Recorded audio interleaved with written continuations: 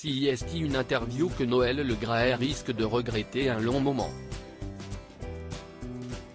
Venu dans l'émission Bartoli Time, animée par Marion Bartoli, le 8 janvier dernier, le président de la Fédération française de football était présent pour parler de la prolongation de contrat du sélectionneur des Bleus, Didier Deschamps.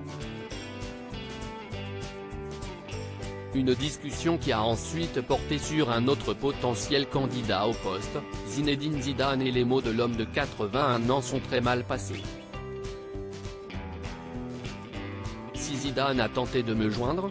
Certainement pas, je ne l'aurais même pas pris au téléphone. Pour lui dire de chercher un autre club?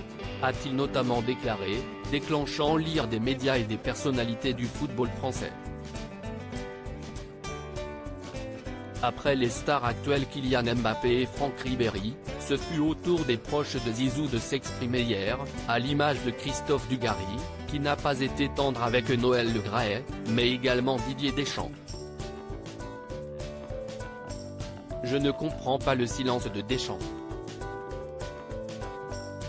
On a l'impression qu'il a choisi un peu son camp, CIST la Fédé, CIST son président, CIST son travail, a-t-il notamment lâché.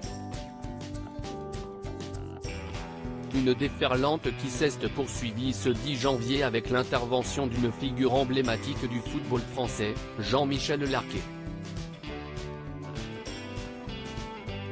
L'ancien international tricolore et commentateur des matchs de l'équipe de France pendant des années aux côtés du regretté Thierry Roland était invité à s'exprimer sur cette affaire sur les ondes de RMC et il n'y est pas allé de main morte.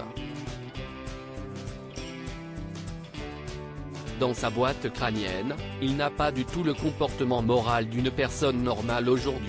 S'il était normalement constitué, le président de la FFF partirait, mais il n'est pas normalement constitué. Dans sa boîte crânienne, il n'a pas du tout le comportement moral d'une personne normale, lance Jean-Michel Larquet, visiblement irrité envers l'attitude de Noël Le Graët, avant de s'en prendre au fonctionnement de la fédération de manière plus globale. Je ne sais pas ce qu'il va se passer.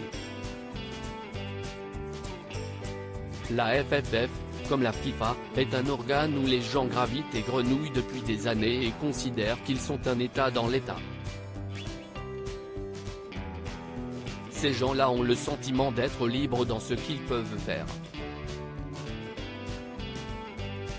Des propos qui risquent de faire réagir, mais Noël Le Graët a certainement d'autres préoccupations, lui qui est accusé d'agissement déplacé par une ancienne collaboratrice.